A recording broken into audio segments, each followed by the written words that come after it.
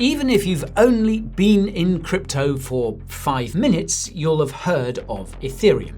But not everyone understands what it is, how it works, how much it's changed in recent years, or why it's the second largest crypto after Bitcoin. So today, we're going to look at everything you need to know to understand Ethereum as it stands in 2026. My name is Guy, and this is the Coin Bureau. Okay, let's start, of all places, from the beginning. Ethereum was created by Vitalik Buterin, one of 8 co-founders. Yes, 8. It was founded in 2013 and officially launched in 2015, and its goal wasn't to replace money, but to act as a global decentralized computer, enabling functions and decentralized applications, or dApps, that just aren't possible on the Bitcoin network. Like Bitcoin, though, Ethereum originally launched as a proof-of-work blockchain, with miners earning the network's native coin, ETH. However, in 2022, Ethereum transitioned to proof-of-stake. Now, in simple terms, this means the network is now secured by validators instead of miners. And incidentally, this is also where ETH gets its value. Validators secure the network by locking up or staking ETH. In return, they earn a yield on that staked ETH, along with network fees for validating transactions. In short, Ethereum's native asset, ETH, is used to secure the network itself. ETH is also used to pay gas fees, run smart contract functions, and, of course, send money to other users. On top of that, a small amount of ETH is burned, that is, removed from circulation, with every transaction, making it a scarcer asset over time. We'll come back to Ethereum's transactions and smart contracts in just a moment, though. Now, originally, Ethereum ran as a single blockchain handling everything on that one chain. Over time, though, it became clear it had hard scalability limits. The more people used it, the slower and more expensive it became. So to solve this, other blockchains were built on top of Ethereum's mainnet, known as Layer 2s or L2s. These Layer 2s were developed to help process Ethereum transactions off-chain or semi-off-chain, while still inheriting Ethereum's security. Now, Layer 2s dramatically reduce fees, increase throughput, and enable real-world apps to actually function at scale without sacrificing decentralization on the Ethereum mainnet. Today, there are dozens of Layer 2 blockchains, each with their own capabilities. As a result, Ethereum is now best understood as a layered network made up of mainnet, Layer 2s, wallets, validators, bridges, and dApps. Each component has its own role, but how they work together is what makes Ethereum the largest ecosystem in crypto. So that's Ethereum in a nutshell, but how does it actually work? To refresh your memory, Ethereum is essentially a shared global computer. It's not owned by a tech giant, government, or indeed any other single entity. Anyone with an internet connection can access it, and no one can switch it off or control it. When you interact with Ethereum, you're sending instructions to this global computer and paying for them to be processed.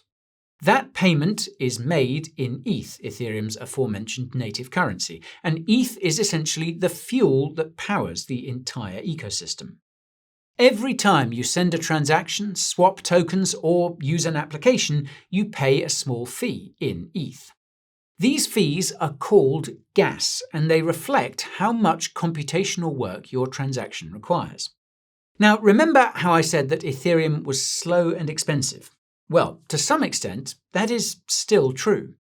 The good news, though, is that fees have dropped dramatically since the early days. As I record this, the average transaction fee on the Ethereum mainnet is around 40 cents, which is nothing compared to what it used to be. During the 2021 bull market, paying close to $100 just to swap some tokens wasn't unusual, and yes, I am serious. Still, 40 cents is pretty high compared to many other blockchains, which is why most people prefer using Layer 2 networks, where fees can be just a fraction of a cent. But you might be wondering why gas fees exist at all. Well, without gas, the network would be vulnerable to spam, infinite loops, and resource abuse, all of which could cause major congestion and, ultimately, network failure. So think of gas as an economic guardrail that keeps the global computer running. You want to run code? You pay for it. You want to run more complex code? You pay more. Simple as that. Now, to interact with Ethereum, you need a wallet which holds the private keys proving you control a specific address. Broadly speaking, wallets fall into two categories, hot and cold. Hot wallets are usually apps or browser extensions. They're normally free, but they stay connected to the internet at all times, so they are more exposed to potential hacks and exploits. That's why cold wallets are arguably the better solution in many cases.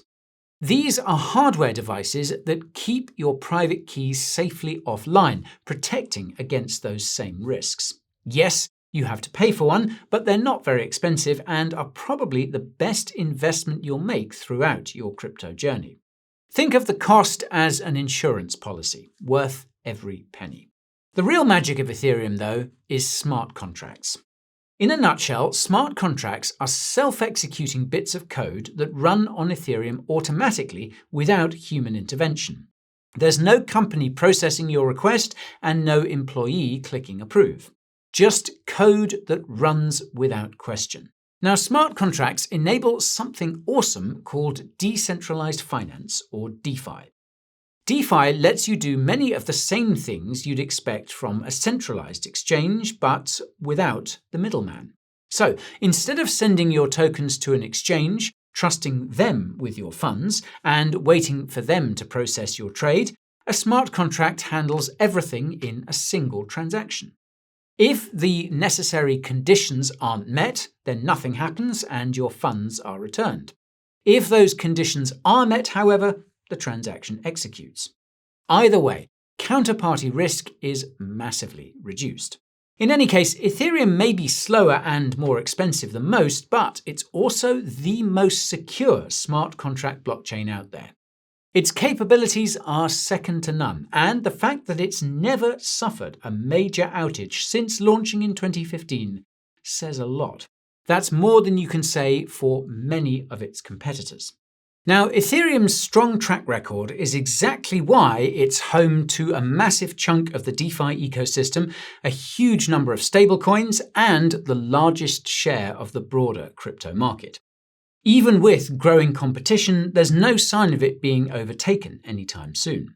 And, by the way, if you want to keep up with the crypto market as these chains compete, then you should sign up for the Coin Bureau's weekly crypto newsletter.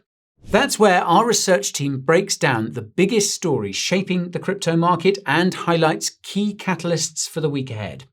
And best of all, it's completely free. Hey, what's not to love? So, sign up today using the link below or by scanning the QR code on screen now. Okay, I want to pick up on something I mentioned earlier.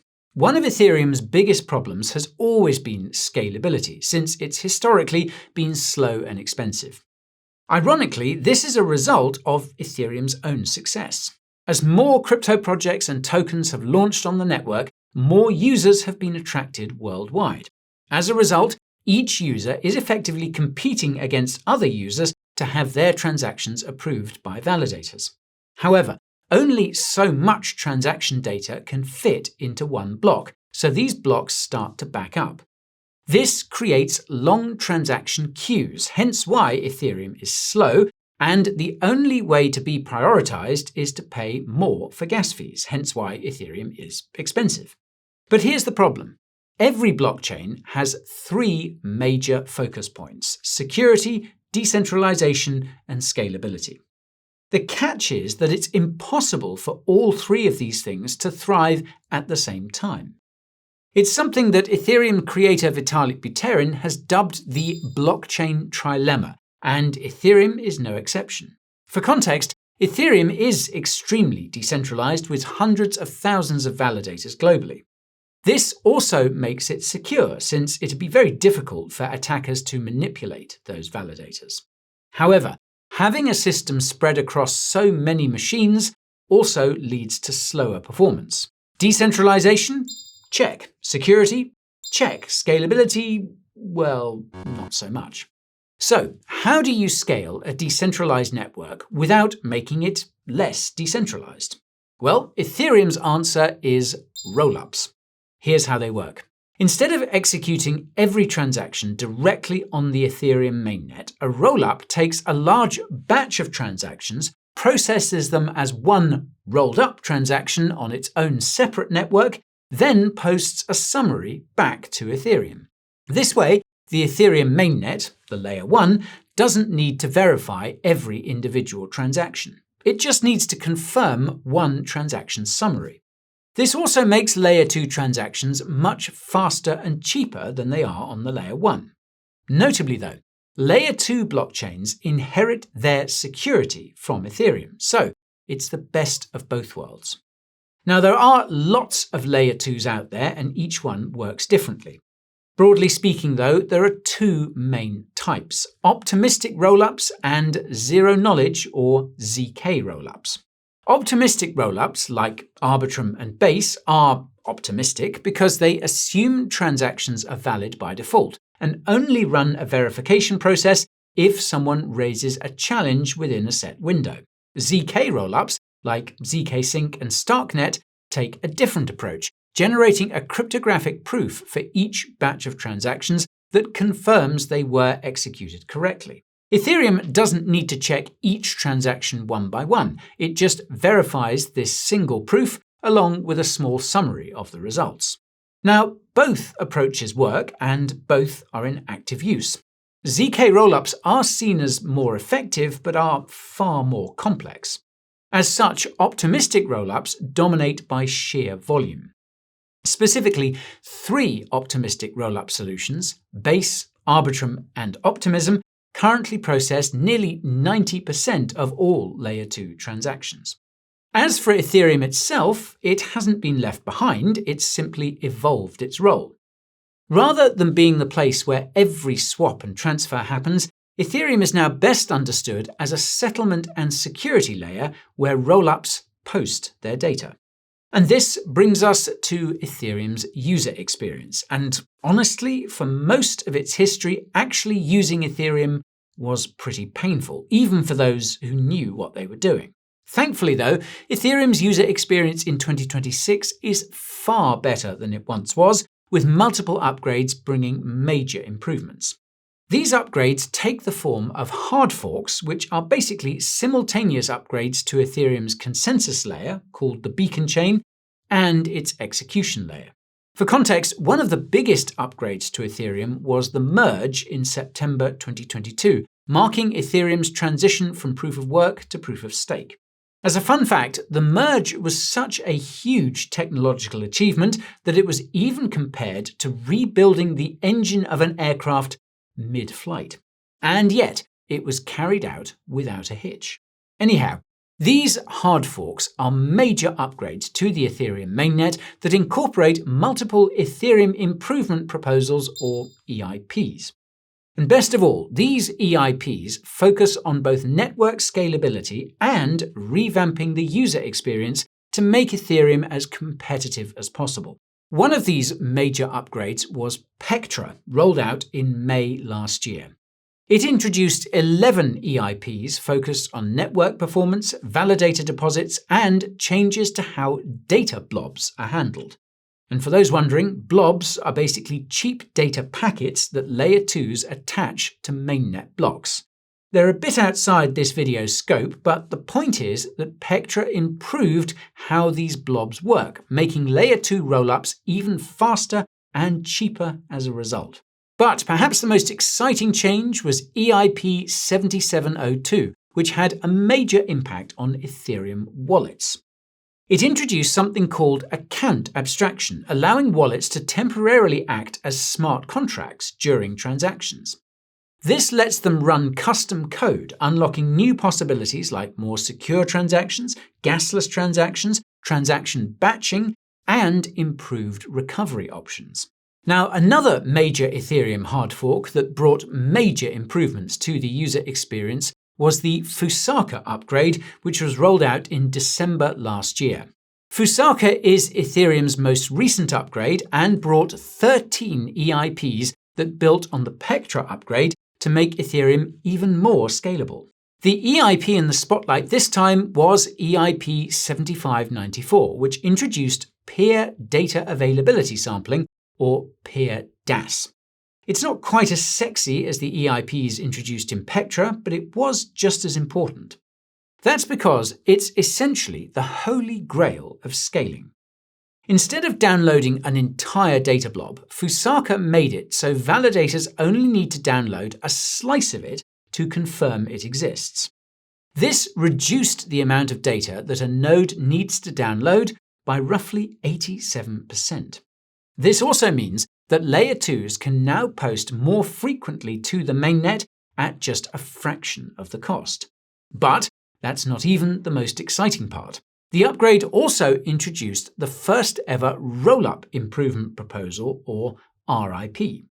While that might sound a bit ominous, what it did was introduce passkey authentication.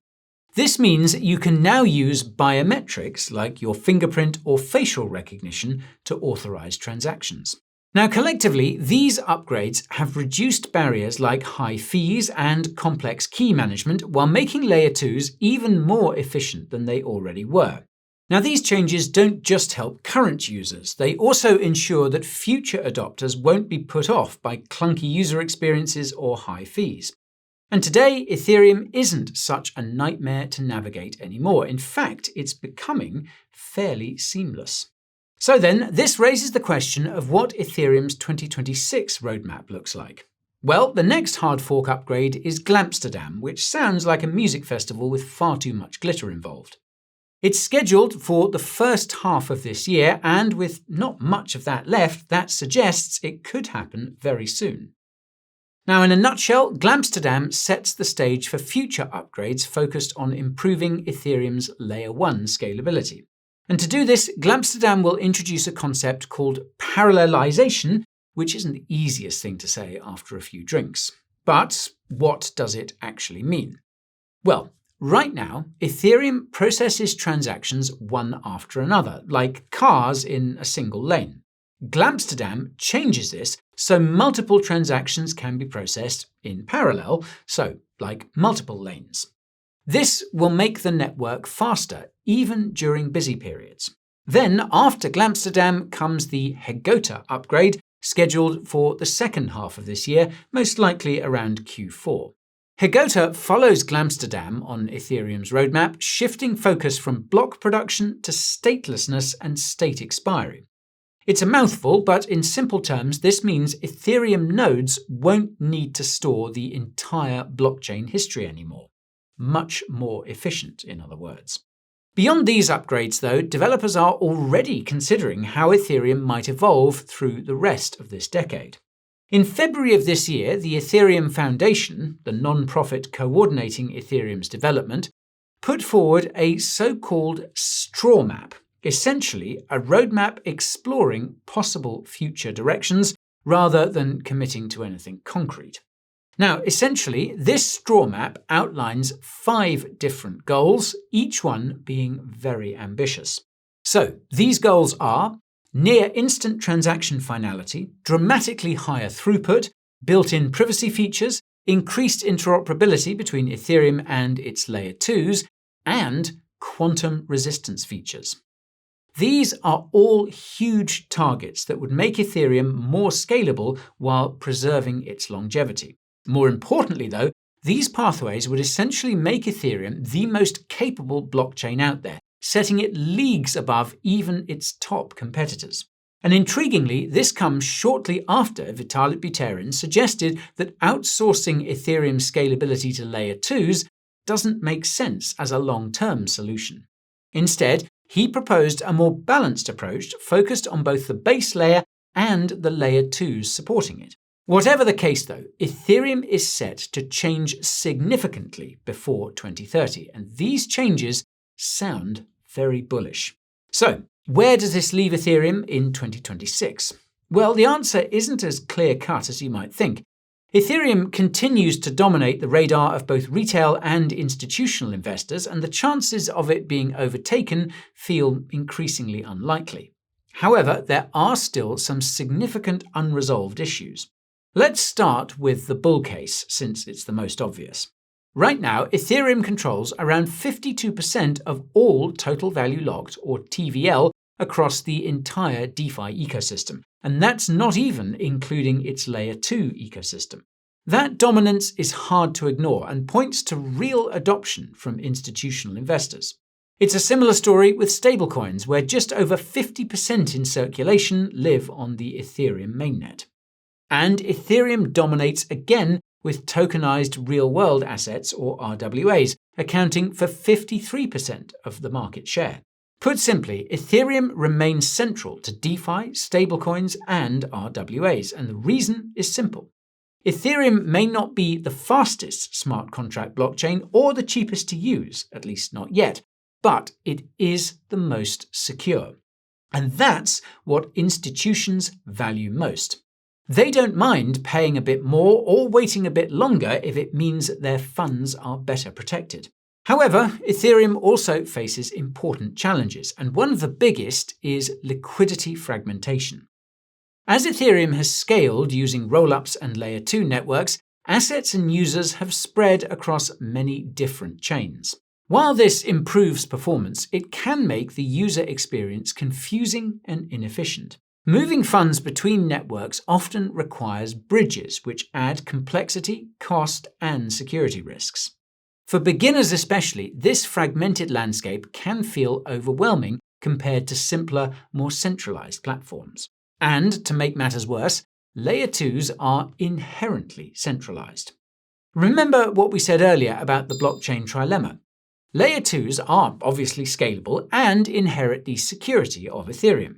Logically, this means that decentralization takes a hit, and this is very much the case.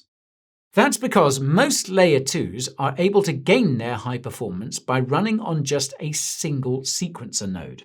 Obviously, that means these sequencer nodes are also a single point of failure.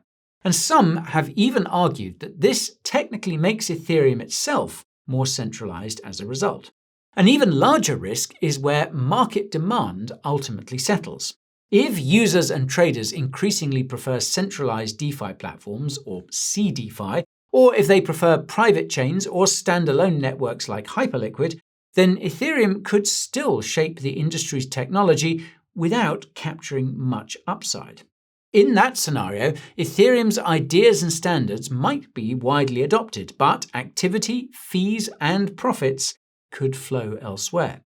This would be a huge dampener on ETH's upside potential, even if Ethereum's influence continues to grow. So, overall then, Ethereum is showing real strength in 2026, but not much certainty. Its technology, ecosystem, and credibility give it a clear advantage, while competition, fragmentation, and shifting user preferences still pose real concerns. So, the challenge now is to simplify the user experience, reconnect liquidity, and stay dominant. But with everything in the pipeline, Ethereum is likely to capture enough mindshare and capital to maintain its place at the very forefront of the crypto industry. Whether that's reflected in ETH's price, though, is, well, another question entirely. And that's about all from me for today, folks. But before we go, what do you think? Are you bullish on Ethereum? Let us know in the comments. Now, if you want to see what would happen if ETH were to go to zero, then check out the video over here. But if you're wondering if ETH presents a good opportunity, then check out the video right here. Okay, thank you all so much for watching, and I'll see you again soon. This is Guy, over and out.